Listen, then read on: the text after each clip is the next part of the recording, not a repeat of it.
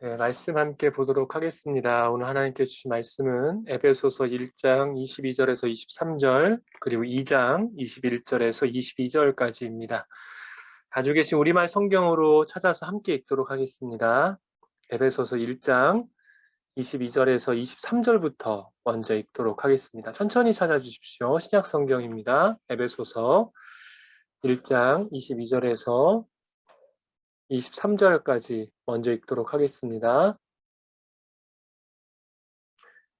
예, 찾으셨으면 저희 한 목소리로 함께 두 절의 말씀 먼저 읽습니다. 시작.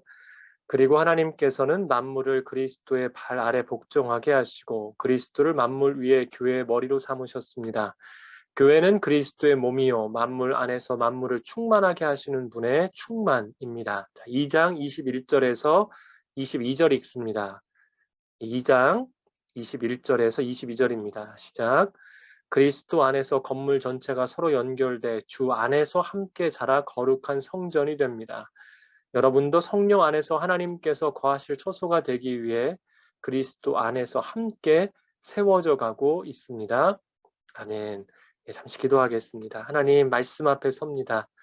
은혜를 더하셔서 듣게 하시고 주의 음성 앞에 온전히 서는 우리 모두가 되게 하여 주옵소서.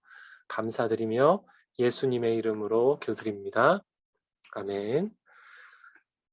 인생을 살아가며 중요한 질문이 세 가지가 있습니다. 그 중에서 첫 번째 질문이 가장 중요하고 이 첫 번째 질문을 통해 중요한 질문 두 가지가 결정이 됩니다.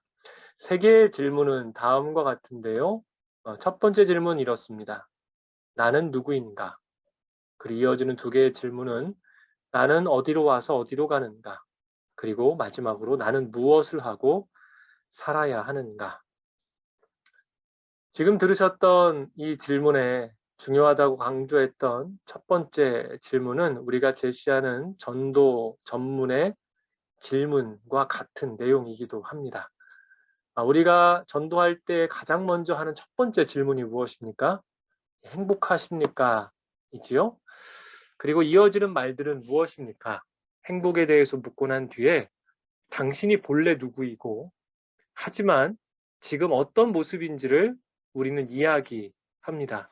그리고 본래의 정체성을 회복하여 진정한 행복의 길로 나아갈 것을 그들에게 요청하는 것이 우리 전도학교의 전도 전문의 핵심이라고 이야기할 수가 있습니다. 사랑하는 여러분, 세상 모든 존재에 있어서 가장 중요한 것이 있다면 그것은 모든 것을 다 차치하고서라도 딱 한 가지입니다. 자기 정체성의 파악입니다. 내가 누구인지, 내가 어떤 존재인지 알고 사는 것은 삶에서 가장 귀하고 복된 일입니다. 그래서 모든 존재는 to do, 곧 해야 하는 것보다 to be, 존재 자체가 훨씬 더 중요하다는 것이죠. 내가 누구인지 알아야 어디로 가고 그래서 무엇을 할 수 있을런지를 알 수 있기 때문에 그렇습니다. 그렇다면 이제 앞서 했던 첫 번째 질문에 다시 한번 초점을 맞춰 보겠습니다. 그 질문이 무엇이었습니까? 나는 누구인가? 입니다. 여러분, 나는 본래 누구입니까? 우리는 하나님 앞에서 본래 죄인입니다. 하나님 앞에 설 수 없는 자임을 고백하는 것이 우리의 고백이기도 합니다.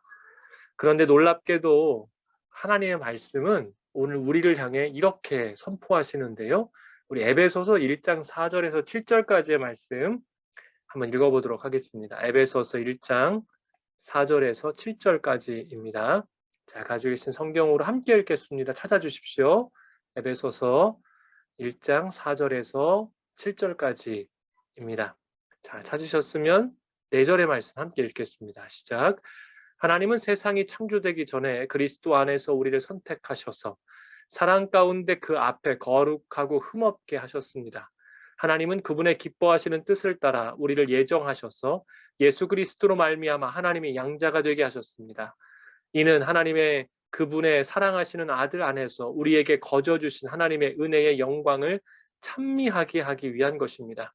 그리스도 안에서 우리는 하나님의 은혜의 풍성함을 따라 그분의 피로 구속, 곧 죄사함을 얻었습니다. 먼저 말씀이 우리를 향하여 선포하시는 놀라운 은혜의 메시지에 우리가 먼저 아멘으로 화답하셨으면 좋겠습니다. 사랑하는 여러분, 우리는 선택받은 자인 줄로 믿습니다. 아멘. 우리는 하나님의 양자인 줄로 믿습니다. 아멘. 우리는 하나님을 찬양하는 자인 줄로 믿습니다. 아멘. 우리는 구속받고 죄 사함을 얻은 자인 줄로 믿습니다. 아멘. 이것이 우리의 고백이지요. 특별히 에베소서 1장은 읽으셨던 그 내용을 통해 우리가 선택받은 양자임을 이야기를 하며 계속 반복하는 한 가지 이야기가 있습니다. 바로 우리가 그 하나님의 부르심을 따라 특별한 한 가지의 직임을 얻게 되었는데, 그것이 바로 찬양하는 자들, 하나님의 영광과 행하심을 찬미하는 자들로 부르셨다고 이야기를 합니다.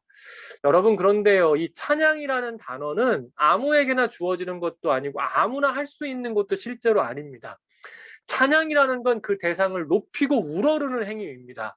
그렇다면 이것은 무엇을 뜻합니까? 알아야 할 수 있는 것이지요.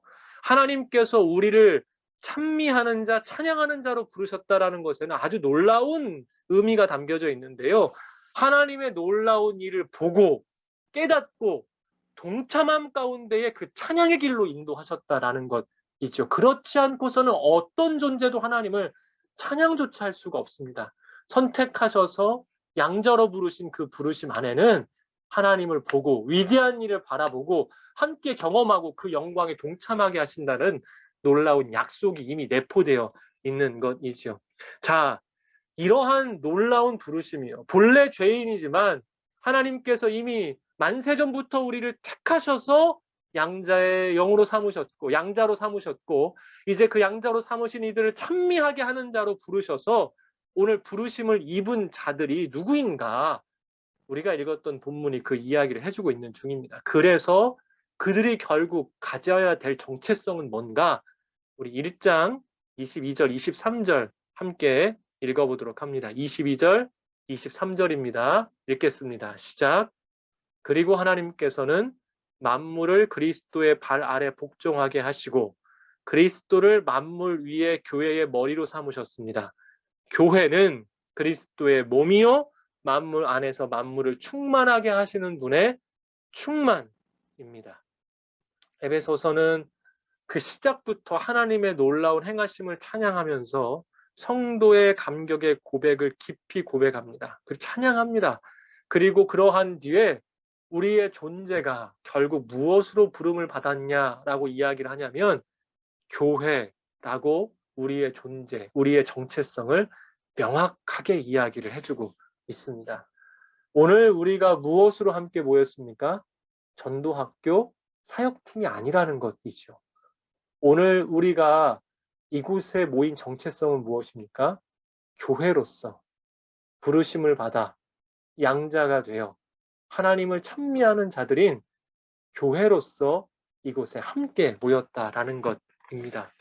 여러분, 우리가 이번 학기를 시작하며 주신 그 일에 부르심을 받아 주의 일을 행할 때에 다시 말씀드립니다. to do보다 to be가 훨씬 중요합니다. 내가 교회임을 아는 것으로부터 오늘 우리의 사역이 온전해질 수 있다는 것이지요. 그럼 여쭤볼까요? 여러분들은 그동안 교회로서 부르심으로 이 자리에 계셨습니까? 사역팀의 부르심으로 이 자리에 계셨습니까? 교회로서 부르심으로 이 자리에 계셨다면 여러분들 교회는 과연 무엇일까요? 오늘 그 가장 중요한 질문에 대한 답이 함께 읽었던 말씀 가운데 있습니다. 우리가 읽은 1장 22절에서 23절을 보면 교회의 첫 번째 특징을 이와 같이 이야기하고 있죠. 하나님께서 그리스도를 교회의 머리로 삼으셨고 교회는 그리스도의 몸이라고 이야기를 합니다.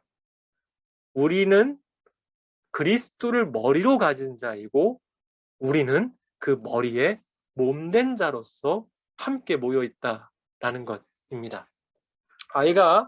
저희 집 아이가 좀 더 어렸을 때 저에게 이렇게 물어본 적이 있었습니다. 아빠, 우리 몸에서 제일 중요한 것이 어디예요? 그러면 심장, 그리고 뭐 팔, 다리, 뭐 자기가 알고 있는 거 다 이야기를 하는 겁니다. 이것저것 다 이야기를 하는데 딱 한 군데를 비껴나가면서 이야기를 안 하는 겁니다.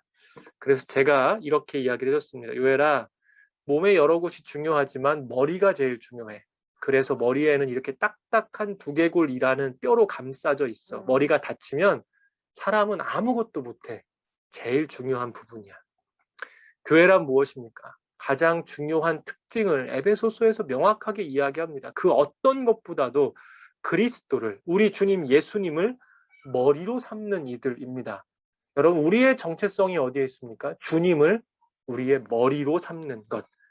교회로 부르심을 받은 우리가 해야 할 가장 중요한 모습은 딱 한 가지라고 이야기를 하는 것이죠. 그리스도를 머리로 삼는 겁니다. 그것을 진정으로 인정하고 그리스도가 머리이시기에 그 말씀 앞에 따라 온전한 순종으로 나아가는 겁니다. 주의 말씀과 주의 부르심과 주의 이끄심이 부당할 때가 있어요. 이해할 수 없을 때가 있습니다. 특별히 손해보는 상황들이 생길 수가 있습니다. 하지만 어떻습니까? 머리 대신 주님의 말씀, 그 성경의 말씀을 따라 기도 가운데 주님의 음성을 따라 행하는 것이 교회의 모습이죠. 어쩌면 우리 가운데 이렇게 물을 수도 있겠습니다. 주님 말씀하시지 않는다라고요. 하지만 여러분, 이미 우리 가운데 하나님께서는 우리의 발의 등의 빛이요, 길의 발의 등이요, 길의 빛은 말씀을 이미 허락하셨습니다. 말씀 속에 길이 없을 리가 없습니다. 주의 음성이 직접적으로 우리 가운데 들리지 않을 때가 많지요. 하지만 그 말씀, 이미 허락하신 말씀을 따라서 그 음성을 듣게 하십니다. 만약 우리가 주 앞에 말씀으로 기도로 나아갔을 때에도 불구하고 주의 음성이 들리지 않는다라면, 머리 대신 그분의 음성이 들리지 않는다라면 여러분 어떻게 하면 되겠습니까? 어떻게 지금까지 하셨습니까? 방법은 간단합니다. 멈추어 서서 큰 손해를 보더라도 정말 주님의 음성을 듣길 원하신다면 기다리십시오. 그게 맞는 방법입니다. 사랑하는 여러분, 사람이 머리의 지시와 그리고 몸, 각 지체가 그 지시에 따라 움직이지 않는 것만큼 끔찍한 일이 없습니다. 그것을 우리는 마비라고 이야기를 하기도 하고요. 이상 증상이라고 이야기를 하기도 합니다. 만약 뇌의 지시에 따라 호르몬에 혹은 여러 가지 피드백을 따라 내장 기관이 움직이지 않고 마음대로 움직이기 시작한다면 사람은 생존 자체가 불가능합니다. 교회는 머리 대신 주님을 바라보고 오직 그의 말씀만 순종하는 것이 교회입니다. 간절히 부탁드립니다. 우리의 부르심에는, 오늘 우리가 이 자리에 함께 모인 정체성 안에는 교회라는 부르심이 있습니다. 그리스도를 머리로 삼고 한 몸이라는 정체성으로 부르셨습니다.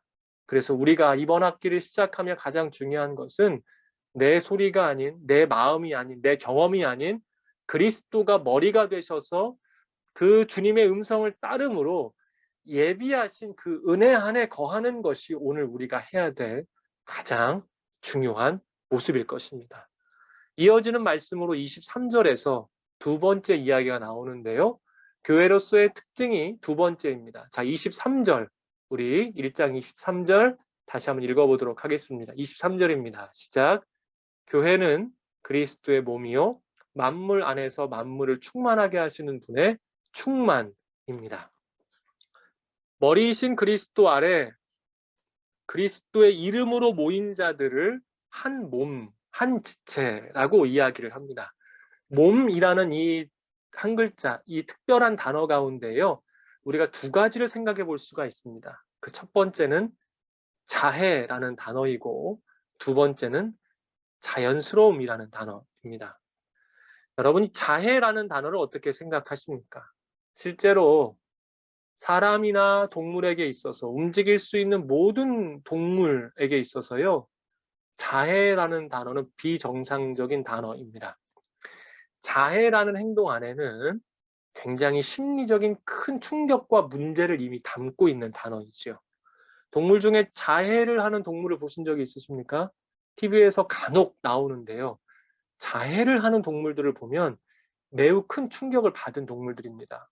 어미 개나 어미의 동물일 경우에는 자녀를 끔찍하게 잃었던 그러한 경우에 개나 다른 동물들이 자해를 하는 경우들이 심심찮게 보게 되지요. 자해를 가장 많이 하는 그룹이 10대에서 20대 사이에 있는 청소년들, 청년들입니다. 여러분, 이 아이들이 왜 자해를 하시는 줄 아십니까? 심리적으로 감당할 수 없는 충격이 그 아이들 안에 감춰져 있기 때문입니다. 실제로 이 아이들, 학생들과 상담을 해보면 우리로서는 상상하지 못했던 어려움들이 그 아이들 안에 감춰져 있는 것입니다.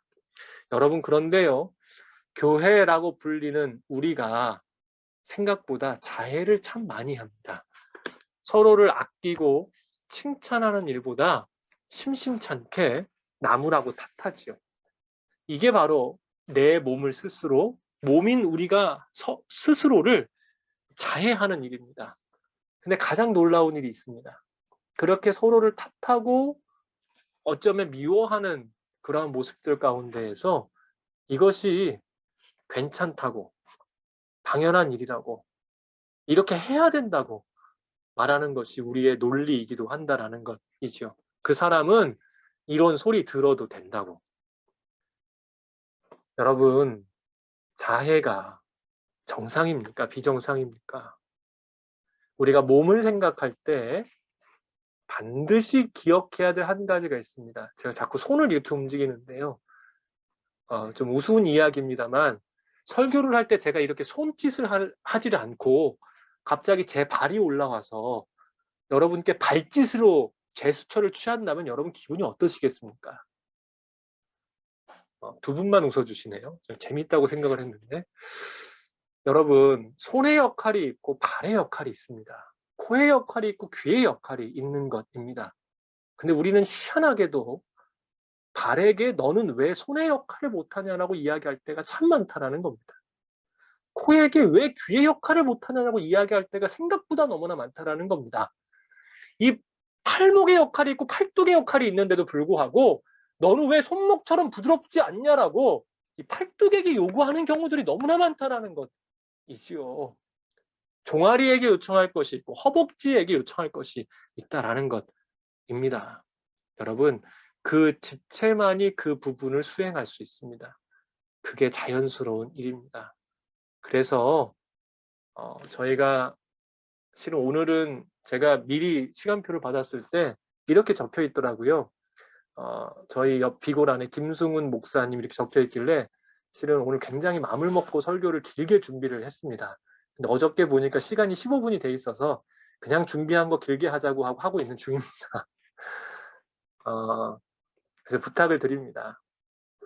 우리가 일을 하다 보면 말씀드린 대로 교회로서의 정체성을 잃고 사역팀으로서의 역할 놀이에 빠질 때가 생길지도 모르겠습니다. 여러분, 우리는 교회입니다. 한 몸이 자해를 하면 그것은 비정상적입니다. 탓하기 전에 온유함으로 먼저 다가가 주십시오. 나무라기 전에 그를 다시 한번 이해해 주십시오. 요즘에 저희 집에서 보는 드라마가 한 가지가 있습니다. 대장금입니다. 아이가 요리에 관심이 좀 있는 것 같아서 저는 대장금을 기숙사 생활을 하는 한 번도 못 봤거든요. 보고 있는데요. 이 대장금을 보면서 몇 가지 깨달아지는 것들이 있는 것입니다. 특별히 여기에 보면 여러 가지 어려움 가운데서도 지지해주는 사람들을 통해서 장금이가 삶의 모습들을 찾아가는 것들을 많이 확인할 수가 있습니다. 제가 장신대에서 정말 이렇게 학문적으로나 혹은 신앙적으로 존경하는 교수님들이 몇 분 계시는데 그중에 한 분이 이상옥 교수님이라는 분입니다. 혹시 우리 교회 자주 오셔서 접하신 분들이 있으셨는지 모르겠습니다. 이분이 몇 년 전 양재 그 교육자 수련회에 오셔서 이렇게 인사로 시작하셨습니다. 오시자마자 앞에 서셔서 이런 말을 시작하셨습니다. 사랑합니다. 여러분, 어딜 가도 교육자 수련회에 오셔서 모르는 교육자들 앞에 사랑합니다라고 말하는 교수님은 없습니다. 이분은 매 수업 시간마다 오셔서 저희들한테 그러셨습니다. 신대원 다닐 때 사랑합니다라고 말을 시작을 합니다. 그런데 그 뒤에 교육자들에게 시키신 한 가지가 있습니다. 자기 뒤통수를 이렇게 쓰다듬으랍니다. 그러면서 이렇게 말하라고 하더군요. 잘했어. 잘했어. 그리고 또 한 가지를 부탁을 드리셨습니다. 자기 아픈 곳이 있으면 손을 얹어서 만져보라는 겁니다. 순간적으로 이분이 그 대표로 안수기도를 해주시려나 이렇게 했더니 아픈 곳에 손을 얹었더니만 이렇게 말씀하시는 겁니다. 미안해, 고마워, 잘할게. 여러분, 우리의 몸이 아프면 혹시 아픈 부위를 더 때리시면서 너는 왜 이렇게 아프냐고, 무릎이 아프신 분들 혹시 무릎을 때리시면서 무릎을 가혹하게 힘들게 하시는 분들이 계십니까? 비정상적이지요. 그런데 우리는 누군가가 아프면 때리기 시작합니다. 마음으로 먼저 때리고 그다음 말로 때립니다. 그리고 난 뒤에 행동으로 보여주기도 하지요. 비정상적입니다. 아픈 곳에 손을 얹고 얘기해 주십시오. 미안해, 고마워, 잘할게. 우리가 교회로서 한 몸으로 모였다면 이것이 바로 이번 학기 혹은 우리가 함께 교회로 모여 전도학교라는 사역으로 나아갈 때 가져야 될 귀한 모습일 것입니다.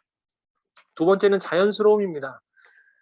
교회로서의 한 몸일 때에 이 자연스러움은 이미 앞서 이야기하신 머리이신 그리스도를 섬기고 우리가 한 몸이라는 단어 안에서 이미 다 말씀을 드렸습니다. 우리가 그리스도 안에 있으면 자연스럽게 알 수 있는 것이 있습니다. 내가 그리스도의 지체 중에 어느 부분인지를 알게 하십니다. 허락하신 은사를 따라 우리에게 맡겨주신 부분들이 있기 때문에 그렇습니다. 여러분, 저는 말하고 가르치는 자로 이 자리에 부르심을 받았습니다. 그리고 각각의 여러 모양들로 주께서는 우리를 부르셨지요. 그런데요, 우리 안에 이 일들에 대해서 스스로 어려워하기도 하고 상대를 바라보면서 어려워할 때가 있습니다. 이럴 때 우리가 생각해야 될 한 가지가 있는 것입니다. 여러분, 우리의 역할은 실제로 누가 가르쳐줘서 안다기보다는 자연스럽게 알아집니다. 여러분, 혹시 손의 역할을 단 한 번이라도 누구에게로부터 들어서 알게 되셨습니까? 아니면 살다 보니 자연스럽게 알게 되셨습니까? 머리와 유기적으로 연결되어 있다 보니 내 손이 뭘 해야 되는지 자연스럽게 알 수 있는 것입니다. 우리가 교회로 모여 전도학교라는 귀한 사역을 감당할 때에 오늘 나의 역할은 누군가로부터 들어 알게 하시는 은혜도 있지만 그리스도라는 머리 안에, 주님 안에 붙어만 있으면 내가 해야 될 일을 더 창조적으로, 더 온전하게, 더 나아갈 길에 대해서 알 수 있다는 것이죠. 누군가가 시켜서가 아닌, 주어진 의무가 아닌 우리를 부르신 그 자리 가운데서 자연스럽게 해야 될 그 일들을 머리와 연결되어 있기만 하면, 그리스도 안에 온전히 거하기만 하면 우리가 충분히 알 수 있다는 것입니다. 이걸 뭐라고 한다고요? 자연스러움입니다. 여러분, 교회는 그리스도를 머리로 삼는 이들입니다. 꼭 기억해 주십시오.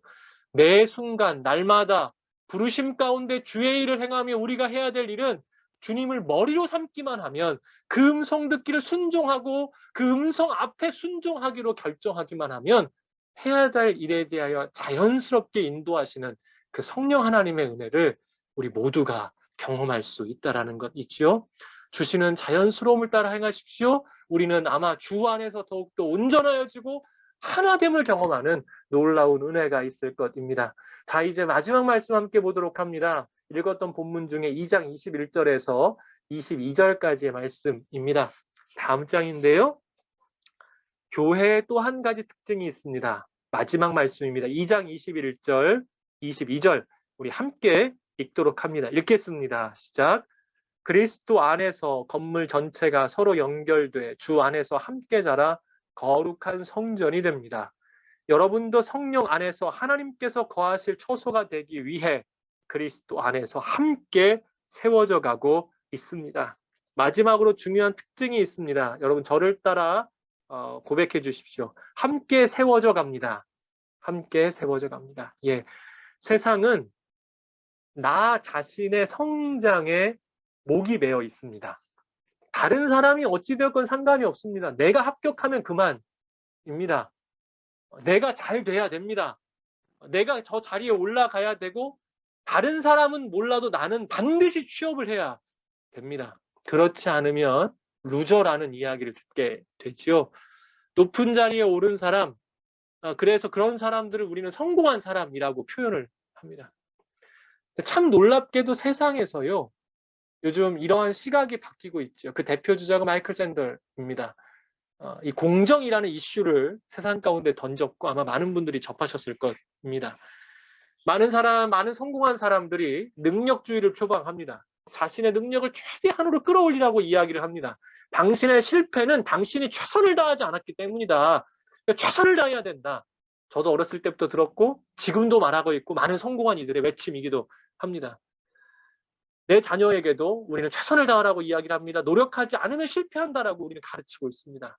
그런데 공정이라는 이슈에 그 문제를 제기한 사람들은 누군가의 성공은 단순한 노력과 열정으로 이루어진 것만은 아니라고 이야기를 하고 있죠. 그 사람의 성공에는 어떤 특별한 일들이 마중물처럼 나와 있었기 때문에 그 자리에 갈 수 있었다는 겁니다. 대표적인 이런 겁니다. 부모를 잘 만났거나 환경이 좋았다거나 어떤 일을 하는데 때마침 그 자리에 그 일을 도와줄 수 있는 사람들을 만나 관계를 맺었기 때문에 그 사람이 그 자리에 이룰 수 있어 특별함이 있었다는 것이죠. 같은 능력과 열정이 있음에도 그렇지 못한 사람이 있었기 때문에 이런 이야기들이 자꾸 나올 수밖에 없는 것입니다. 이러한 공정의 이슈에 대해서 글을 쓴 우리나라의 학자 한 분도 자신의 경험담을 이렇게 이야기를 합니다. 자신이 어떤 프로젝트에 굉장히 성공하게 되어서 자신의 이름이 매우 저명하게 되게 되었는데요. 실은 그분의 경험담이 이렇습니다. 자신이 이 프로젝트를 담당하게 되었고 머릿속에 아이디어가 있었지만 도무지 풀어나갈 방법이 없었다는 겁니다. 어느 날 식사 자리에 그저 초대를 받았고 그 자리에 가서 이야기를 하다 보니 이 이슈가 그냥 나와서 이야기를 했는데 마침 식사하던 분 중에 한 분이 이 일에 관심을 가진 자였고 그분과 이야기를 나누다 보니까 이분이 이 일에 대해서 권위자하고 연결이 돼 있던 사람이었던 겁니다. 이 교수를 굉장히 좋게 봤던 그분이 권위자에게 소개를 해줬고 이 소개가 되면서 막혔던 것들이 물살이 트이듯이 급물살을 타면 일이 너무나 잘 되었다는 것이죠. 그리고 자신은 어느 순간 자신의 업적이 높은 자리에 올라와 있었다는 것입니다. 그 시간에는 자신이 노력했기 때문이라고 생각을 했지만 정직하게 돌아보니까 노력 이외에 다른 것이 더 많이 작용하고 있었음을 고백할 수밖에 없었다라는 이야기를 하는 겁니다. 그리고 이분이 또 한 가지 이야기를 했습니다. 자신이 위급하게 생명의 경각을 다툴 정도로 위급하게 쓰러진 때가 있었답니다. 그런데 그때 마침 자신의 옆에 응급처치를 해줄 수 있는 그런 사람이, 그런 자격증을 가진 사람이 있었답니다. 사람들이 다 당황해했는데 그 사람이 자신에게 왔고 아주 빠르게 응급처치를 했고 그 사람의 지시로 119를 불러서 119에서 들었던 말이 조금만 늦었으면 생명이 이 사람의 생명이 사라졌을지도 모른다라는 매우 위급한 소리를 들었다라는 것이죠. 이 사람이 똑같이 얘기하는 겁니다. 나는 그때 운이 좋았다. 만약에 그 사람이 없었으면 내 업적도 지금 책을 쓰는 일도 불가능했을 것이다. 여러분, 이 학자가 주장하는 것은 무엇일까요? 자신의 성공을 자랑할 것이 아니라 당신의 노력이나 열정만큼 최선을 다하는 사람이 많음에도 당신에게 주어진 환경, 당신이 가졌던 만남이 없었기에 오히려 어떤 이들은 어려움 가운데 여전히 있을 수도 있다는 것을 기억해 달라는 것입니다. 그래서 성공한 이들은 겸손히 생각하고 오히려 우연한 기회에 얻게 된 성공을 다른 사람들에게 나누어주는 것이 성공한 이의 참된 모습임을, 곧 공정을 실천하는 일임을 요즘에 이러한 목소리들이 많이 나오고 있다는 것이죠. 여러분, 도대체 이게 어디에 나오는 이야기입니까? 성경에 나오는 이야기입니다. 지금 이 이슈들을 그대로 끌어오면요. 나의 노력과 실력이 아닌 우리는 무엇으로 살아간다고 고백합니까? 은혜로 살아간다고 이야기를 합니다. 하나님의 사람들의 고백은 딱 한 가지입니다. 나의 공로가 아닌 은혜로 구원받았음을, 은혜로 주님께서 이루셨음을, 나는 무익한 종입니다. 라는 고백이 믿는 자들의 고백인 것이지요. 실제로 우리의 구원은 나의 노력이 아닌 은혜입니다. 그리고 내가 사는 것은 지금 호흡을 하며 살고 있는 이 시간 자체가 정말로 은혜이지요. 내 삶의 많은 이들의 잘됨은, 많은 일들의 잘됨은 보이지 않는 하나님의 은혜로 이루어진 것입니다. 여러분, 혼자 성장하여 무언가 특별한 능력과 두각을 드러내게끔 이야기하는 것은 실제로 세속적 가치관입니다. 제가 이야기가 길어져서 죄송한데요. 여러분, 혹시 니체라는 사람 아십니까? 제가 철학가를 나왔잖아요.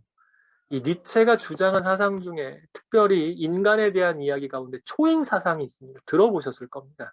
인간의 능력을 최극대화하여 초인화되는 것이 니체의 가장 중요한 핵심 사상 중에 하나였었습니다. 여러분, 그런데 이걸 받아들여서 우리가 지금까지 살아온 모든 역사 중에 가장 괴물이 된 사람이 있습니다. 그게 누구일까요? 히틀러입니다. 히틀러가 니체의 사상을 그대로 답습을 합니다. 초인 사상, 최대치의 능력을 끌어올려라.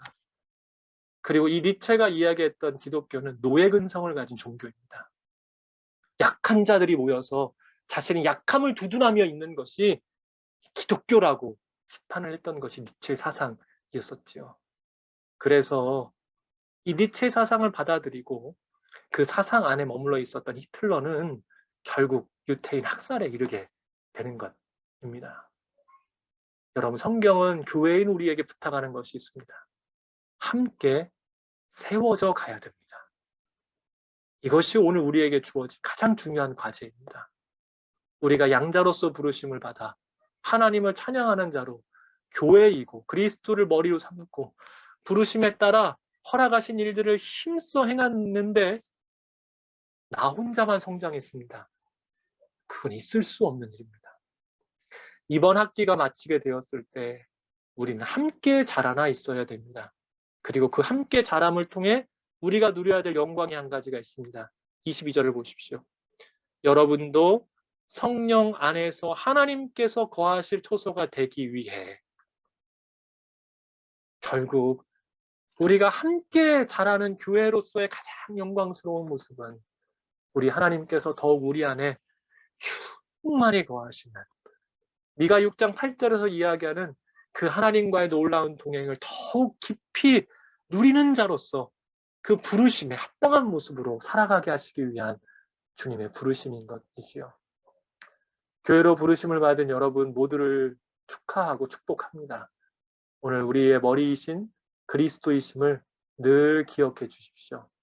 그리고 오늘 우리가 진정으로 걸어가야 될 길, 오직 주의 말씀에만 순종하고 그분 안에 거하여 우리가 자해라는 이상한 행동을 하는 것이 아닌 칭찬과 격려로 주의 말씀 가운데 자연스러움을 따라 성령의 인도하심을 따라 함께 행하고 거하고 그리고 함께 세워져 나아감으로 하나님의 영광의 임재가 우리 전도학교 가운데에 늘 충만히 경험되어지는 귀한 역사가 있기를 주님의 이름으로 축복합니다. 함께 기도하도록 하겠습니다. 하나님, 우리를 교회로 부르셔서 감사합니다. 이 놀라운 부르심 앞에 우리가 무엇을 이야기할 수 있겠습니까? 죽을 수밖에 없는 죄인을 은혜로 부르셨습니다. 하나님, 이것을 전하는 것이 우리의 사명이고 이것을 전하는 일이 너무나 기뻐 우리를 이 일로 부르셔서 많은 이들에게 당신이 교회임을, 예수 그리스도를 믿고 교회로서의 삶을 살아야 됨을 전하는 것이 오늘 우리의 사명인 줄로 믿습니다. 우리가 먼저 교회로 부르심을 받아 오직 주님만이 우리의 머리 되심을 고백하는 진정으로 복되고 아름다운 모습을 보이기를 진실로 원합니다. 주님, 전도학교라는 사역팀 이전에 교회로 부르셨사오니 우리의 모든 마음과 중심이 주 앞에 엎드려 주의 음성에만 순종하고 주님께 늘 붙고 주께서 이끄시고자 하시는 그 길로 한 성령 안에 나아가는 귀한 전도학교가 될 수 있도록 주님 은혜를 더하여 주옵소서. 교회인 우리가 주님을 머리로 삼은 한 지체임을 고백합니다.